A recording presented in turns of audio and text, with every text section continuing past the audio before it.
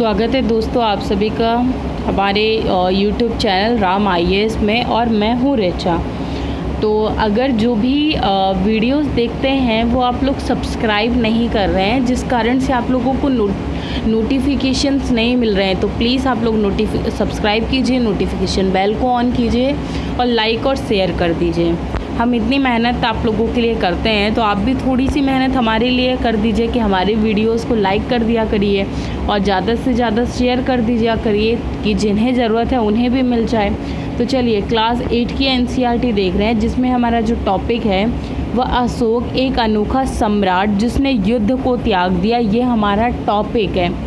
Chapter का name है। तो हम इसमें इस चैप्टर में अशोक के बारे में बात करेंगे। देखिए अशोक जो था वो काफ़ी पहले साम्राज्यवादी नीति का शासक होता है, लेकिन जब वो कलिंग का युद्ध करता है, जब उसमें देखता है कि लाखों लोग मारे गए हैं, तो तब वो कलिंग के युद्ध से ही युद्ध त्याग देता है और फिर वो धम्म की नीति फॉलो करने लगता है। तो चलिए जो इसमें इम्पॉर्टेंट है हमारे लिए वो हम डिस्कस करेंगे। ये आपको देखिए शेर दिख रहा होगा, ये हमारे कॉइन में जो हमारे कॉइन्स होते हैं उनमें बना रहता है, तो ये उसी से लिया गया है। चलिए डिस्कस करते हैं। एक बहुत बड़ा राज्य, एक साम्राज्य, यहाँ से हमारे टॉपिक की स्टार्टिंग है। देखते हैं क्या है। तो ये जो हम शेर देख रहे हैं इसका काफ़ी सारा लंबा इतिहास है। जैसे कैसे इसे पत्थरों से काटकर बनाया गया था, ये अशोका के टाइम पीरियड में हुआ करता था। अगर हम अशोका की बात करें तो अशोक जो है वो मौर्य साम्राज्य से आते हैं, जिसकी जो स्थापना है वो चंद्रगुप्त मौर्य ने करी थी। चंद्रगुप्त मौर्य जो थे वो इनके दादाजी थे। तो अगर हमें इनके बारे में और कहाँ से मिलता है, पता चलता है, जो इन्होंने स्तंभ लिखवाए थे, जो पत्थरों पर अभिलेख लिखवाए थे।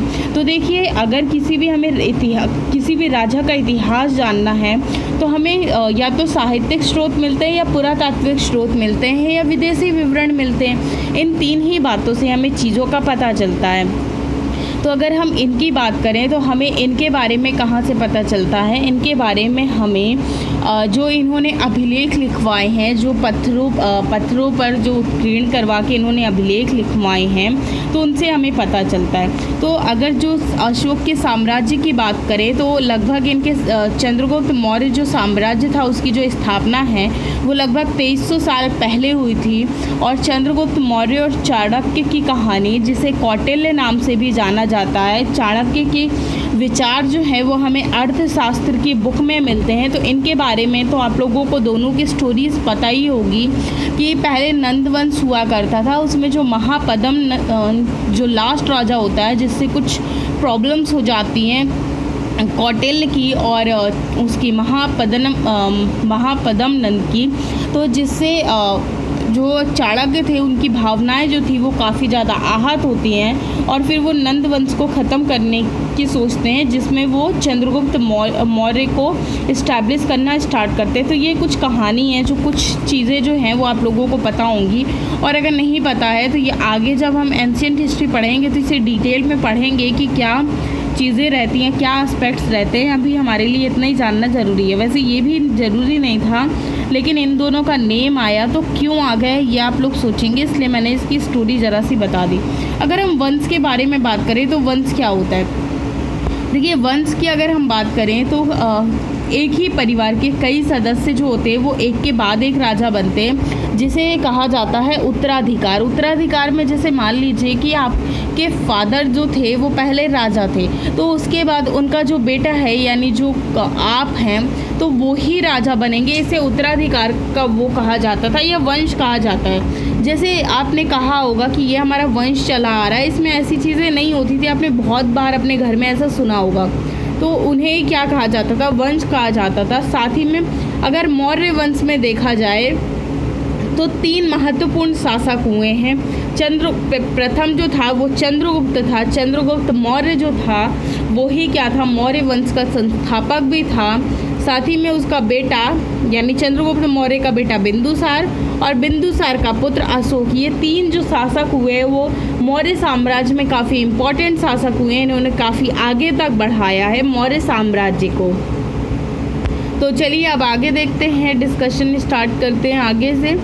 तो अगर उसमें मौर्य साम्राज्य में देखा जाए तो काफ़ी सारे नगर थे। जैसे अगर इसमें जो साम्राज्य की राजधानी थी, अगर मौर्य वंश के साम्राज्य की राजधानी देखा जाए तो पाटलिपुत्र थी, उज्जैन और तक्षशिला। राजधानी जो थी वो पाटलिपुत्र थी। और अगर नगर की बात करें तो पाटलिपुत्र, उज्जैन और तक्षशिला ये काफ़ी इम्पोर्टेंट वो थे। और तक्षशिला जो था वो ही उत्तर पश्चिम और मध्य एशिया से जाने का प्रमुख मार्ग था। यानी अगर कोई उत्तर पश्चिम और मध्य एशिया में आना जाना चाहता है तो उसे तक्षशिला वाला मार्ग ही फॉलो करना पड़ता था। साथ ही दूसरी तरफ उज्जैन जो था वो उत्तरी भारत से दक्षिणी भारत जाने वाला रास्ता था।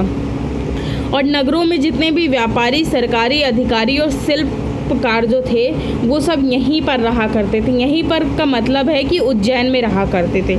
यहाँ के जो लोग थे यानी मौर्य साम्राज्य में जितने भी लोग थे वो कृषि में लिप्त रहते थे, किसान थे यानी कि पशुपालक भी करते थे और गांवों में बसे हुए होते थे। उसके बाद मध्य भारत जैसे इलाकों में, मध्य भारत जो था ज़्यादातर इलाकों में या हिस्सों में ज़्यादातर जो इलाके थे वो जंगलों से भरे हुए थे। यहाँ जो लोग थे, लोगों की जो जीविका चलती थी वो किसान थे तो और व्यापार लोग करते थे। साथ ही में यहाँ के जो लोग थे वो फल फूलों को संग्रहण करते थे। साथ ही में जानवरों का शिकार करके भी अपनी जीविकाओं को चलाते थे। उसके बाद देखिए ये वो मौर्य साम्राज्य के ये वो नगर हैं जहाँ से हमें अभिलेखों की प्राप्ति हुई है। यानी लंपक, कांधार, कलसी, चोपड़ा, मेरठ, लुम्बिनी, गुज्जर, ये सारे नेम हैं जो जहाँ से हमें अभिलेख प्राप्त हुए हैं। अगर आप चाहें तो इस मैप को देख लीजिएगा। और काफ़ी सारी भाषाएं बोलते थे और ये लोग जो हैं वो अलग अलग प्रकार का भोजन भी करते थे। यहाँ तक कि अलग अलग किस्म की पोशाक भी पहनते थे। अलग अलग किस्म की पोशाक पहनते थे मतलब कि अलग अलग वस्त्र धारण करते थे। अब राज्य जो है वो साम्राज्य से भिन्न कैसे हैं, यानी जो राज्य हुआ करते थे आखिर वो साम्राज्य से अलग कैसे हुआ करते थे। तो राज्य जो है वो काफ़ी बड़े हुआ करते थे। अगर उनकी रक्षा की बात की जाए तो बड़ी सेनाओं की ज़रूरत होती थी। इसीलिए जो सम्राट है वो राजाओं की तुलना में ज़्यादा संसाधनों की ज़रूरत होती थी। यानी जो सम्राट होते थे उन्हें राजाओं की तुलना में ज़्यादा संसाधनों की ज़रूरत होती थी। अब कैसे ज़्यादा संसाधनों की ज़रूरत होती थी? अब वो ऐसे ज़्यादा संसाधनों की ज़रूरत होती थी क्योंकि जो साम्राज्य हैं वो राज्यों से क्या है काफ़ी ज़्यादा बड़े हैं। यहाँ पर सेनाएं बड़ी होंगी, जो लोग हैं वो ज़्यादा मात्रा में होंगे। तो अब ज़्यादा मात्रा में जब लोग होंगे तो लोगों को रिसोर्सेज की भी तो ज़रूरत होगी। तो इसीलिए जो थे वो साम्राज्य जो हुआ करते थे उन्हें राज्यों से ज़्यादा ज़रूरत हुआ करती थी। उसके बाद राज्य का प्रशासन की बात करें कि क्योंकि अगर हम बात करें तो मौर्य साम्राज्य जो था वो काफ़ी बड़ा साम्राज्य था, इसलिए इसके अलग अलग हिस्सों में अलग अलग ढंग से शासन किया जाता था। क्योंकि ये साम्राज्य जो था वो काफ़ी बड़ा था, यहाँ पर विभिन्नताएं भी थी। साथ में विभिन्नताओं के साथ जब साम्राज्य बड़ा होता है तो यहाँ पर विरोध फैलने के भी चांसेस जो होते हैं वो बहुत ज़्यादा होते हैं। इसीलिए अलग अलग ढंग से किया जाता था। वो इस कारण से किया जाता था कि जहाँ पर जिस तरीके की ज़रूरत है वहाँ पर अगर वैसे ही चीज़ें अगर फॉलो की जाएंगी तो जो प्रॉब्लम्स है वो शॉर्ट आउट हो जाएंगी। पाटलिपुत्र और अगर उसके आसपास के इलाकों पर देखा जाए तो सम्राट जो था यानी अशोक जो था उसका सीधा नियंत्रण था, डायरेक्टली वो नियंत्रण करता था। इसमें बहुत सारे लोग जो थे वो गांवों और शहरों के किसान, पशुपालक, शिल्पकार और व्यापारी ये सब हुआ करते थे। साथ ही में इकट्ठा करने के लिए राजा जो है वो अधिकारियों को नियुक्त करता था।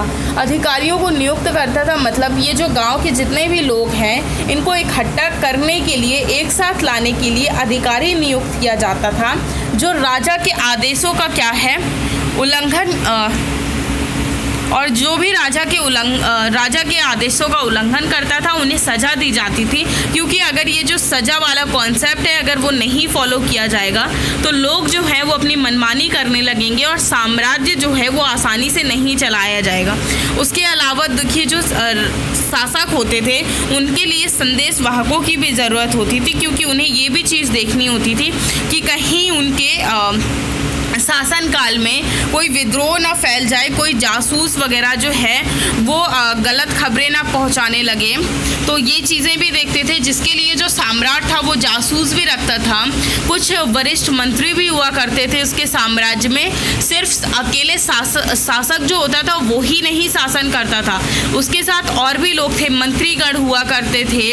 आपने काफ़ी सारे मंत्रियों के बारे में मंत्रियों को देखा होगा। अगर आप लोगों ने रामायण वगैरह देखी है, महाभारत देखी है, तो उसमें आप लोगों ने देखा होगा कि राजा एक मेन कुर्सी में बैठा होता है। उसके अलावा जो शासक है वो जो मंत्री परिषद है, मंत्रीगण है, वो भी साइड बाय साइड चेयर डाल के बैठते हैं। तो और सभा हुआ करती है, पूरा डिस्कशन जो है वो सभी की मर्जी से होता है। राजा ही अकेला जो है वो डिस्कशन नहीं करता है या फैसले नहीं लेता है। उसके बाद मौर्य साम्राज्य में कई छोटे छोटे प्रांत भी हुआ करते थे, यानी छोटे छोटे प्रांत थे। इन पर जैसे तक्षशिला या उज्जैन जो थे वो प्रांतीय राजधानियों से शासन किया करते थे। मतलब जो तक्षशिला और उज्जैन था ये क्या अपनी जो प्रांतीय राजधानियाँ थी इनकी वहाँ से शासन करते थे। और इन्होंने काफ़ी हद तक जो पाटलिपुत्र जो था उन्होंने इन क्षेत्रों पर नियंत्रण भी कर रखा था। और साथ ही में यहाँ पर जो छोटे छोटे राज्य हुआ करते थे, जैसे पाटलिपुत्र हो गया, उज्जैन हो गया, तो यहाँ पर क्या किया जाता था, राजा तो हर जगह जा नहीं सकता, तो जो राजा के बेटे हुआ करते थे राजकुमार, और उन्हें साथ ही में कार्य सिखाने के लिए भी कि ये कार्य सीख जाए, तो उन्हें उन क्षेत्रों में राज्यपाल बना के भेजा जाता था, यानी गवर्नर बना के भेजा जाता था। तो वो उस क्षेत्र की देखरेख करते थे। या फिर अगर राजा के पुत्र जो हैं वो एक आध दो ही हैं या दो तीन है, तो उन्हें भी हर जगह नहीं भेजा जा सकता था। तो कुछ विश्वास पात्र जो मंत्री वगैरह होते थे तो उनको राजा जो हुआ करते थे वो गवर्नर बना के या राज्यपाल बना के भेजते थे। लेकिन ज़्यादातर जो राज्यपाल बना के भेजा जाता था वो राजा जो है वो अपने पुत्रों को ही भेजता था, जिसे राजकुमार कहते हैं। साथ ही में जो मौर्य शासक था यहाँ पर काफ़ी सारी जो मार्ग जो थे वो नदियों यहाँ के जो मार्ग थे उसमें जो मौर्य साम्राज्य था वो नदियों वगैरह पे भी नियंत्रण रखने की कोशिश करता था। क्योंकि ये आवागमन के उससे इम्पॉर्टेंट थी, यानी अगर कोई आना जाना चाहता है तो उसके हिसाब से ये जो क्षेत्र हुआ करते थे वो काफ़ी ज़्यादा इम्पॉर्टेंट थे। और साथ ही में इसलिए भी देखा जाता था कि यहाँ पर काफ़ी सारे जो संसाधन हैं वो भी हैं, तो लोग जो है उन्हें इकट्ठा कर सकें। अब जैसे अगर इकट्ठा कर सकें, अगर हम इसके हिसाब से देखें तो उदाहरण के लिए अगर हम बात करें तो अर्थशास्त्र में ये बात लिखी गई है कि उत्तर पश्चिम कंबल के लिए और दक्षिण भारत सोने और कीमती पत्थरों के लिए प्रसिद्ध था। यह किस में लिखी गई है? अर्थशास्त्र में, यानी जो चाणक्य की जो पुस्तक है अर्थशास्त्र, उसमें ये बात लिखी गई है कि जो उत्तर पश्चिम था वो कंबल के लिए फेमस था और जो दक्षिण भारत है वो सोने के लिए फेमस था। और यहाँ पर संसाधन वगैरह भी जो है इकट्ठे किए जाते थे। अब नजराना की अगर बात करें तो नजराना क्या होता था? नजराना जो होता था वो नियमित ढंग से, यानी टाइम टू टाइम जो टैक्स लिया जाता था वो टैक्स होता था, या उसी को क्या कहा जाता था? नजराना कहा जाता था।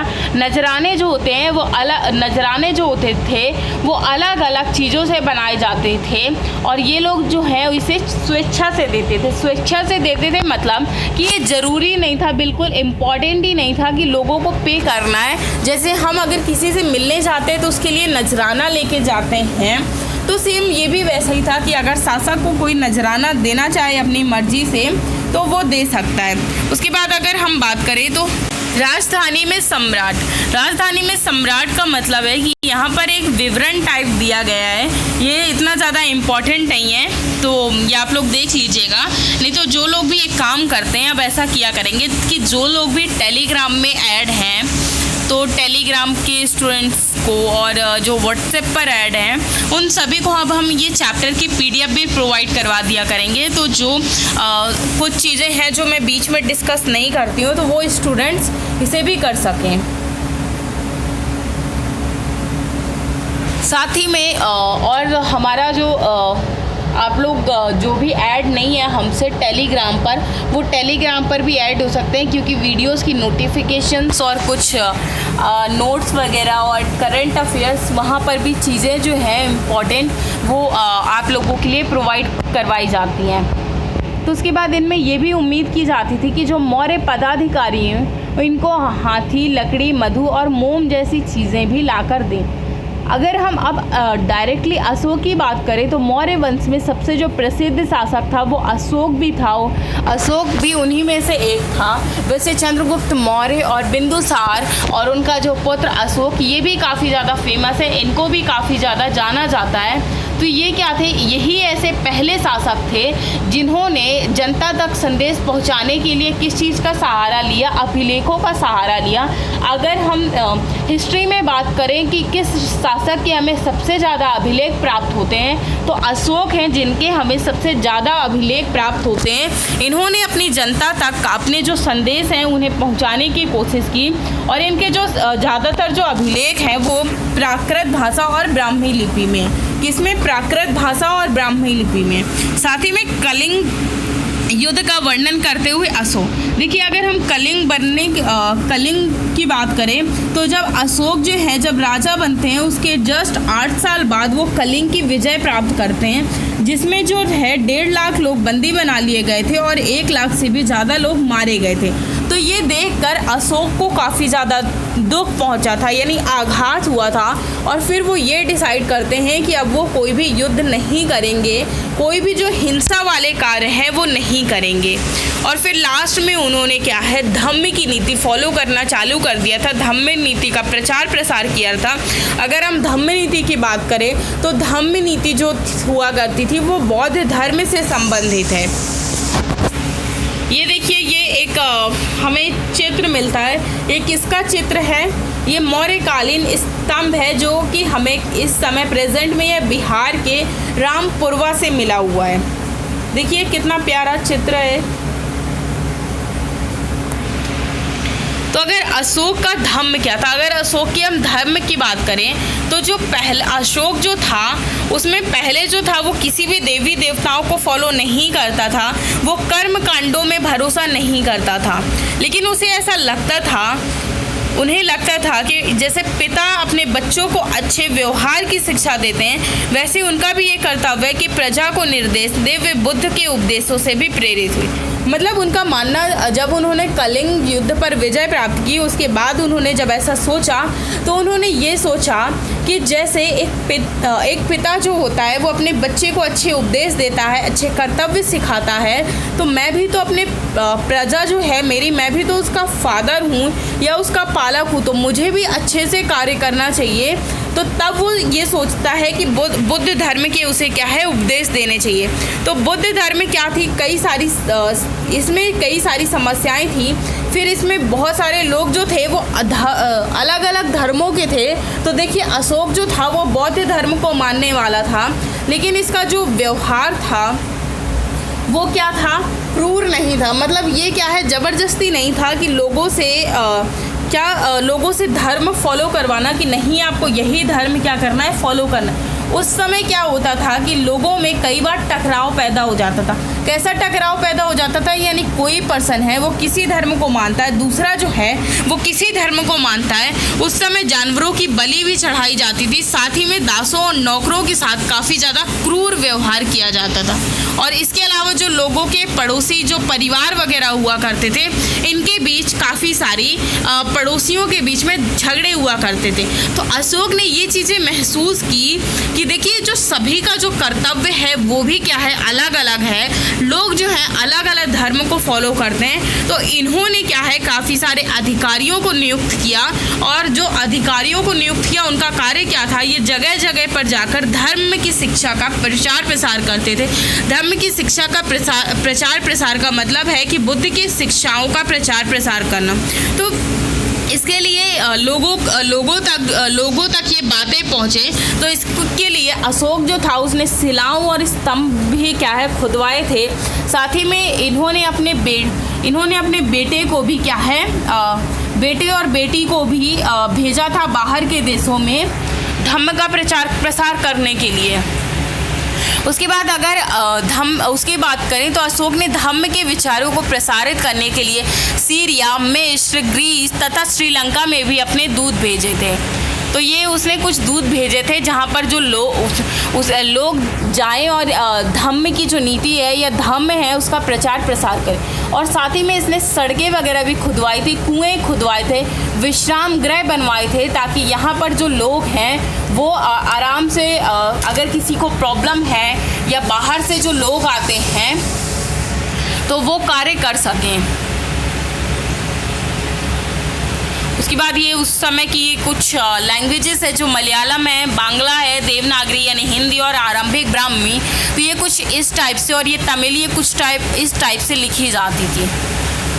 उसके बाद अगर अन्यत्र की बात करें तो होता क्या है कि अगर मौर्य साम्राज्य जो था वो स्टार्टिंग में जब उभर रहा था, तो अगर लगभग 2400 साल पहले जो चीन की दीवार है वो बनाई गई थी। तो चीन की दीवार जो थी वो उस समय बनाने का जो मोटिव क्या था कि उत्तरी सीमा में जितने भी पशुपालक हैं उनसे रक्षा करना। और फिर धीरे धीरे ये जो चीन की दीवार है वो काफ़ी लंबी हो गई, यानी 6400 किलोमीटर लंबी हो गई। और आज जो है वो 7 वंडर्स ऑफ द वर्ल्ड में ग्रेट वॉल ऑफ चाइना का नाम भी लिया जाता है। तो चलिए अब आपसे आज जो चैप्टर था हमारा इतना ही था, इसमें और कुछ इम्पॉर्टेंट नहीं है। तो अब आपसे हम नेक्स्ट वीडियो में मिलेंगे।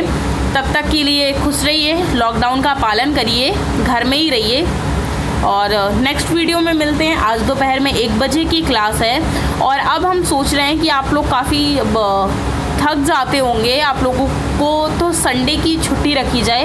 अब हम हर संडे छुट्टी रखा करेंगे, तो और जो मेरे भी कुछ पेंडिंग काम है मैं वो भी कर सकती हूँ। और अब जो ये हमारी हिस्ट्री या जो हमारी मॉडर्न हिस्ट्री है जितनी भी क्लासेस है वो मंडे टू सैटरडे हुआ करेंगी और संडे जो है वो वीडियोस नहीं डलेंगे।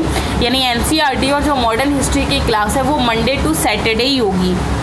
चलिए थैंक्स, नेक्स्ट वीडियो में मिलते हैं। प्लीज़ आप लोग चैनल को सब्सक्राइब कीजिए, मुझे सपोर्ट कीजिए। आप लोग चैनल को सब्सक्राइब नहीं कर रहे हैं। थैंक्स।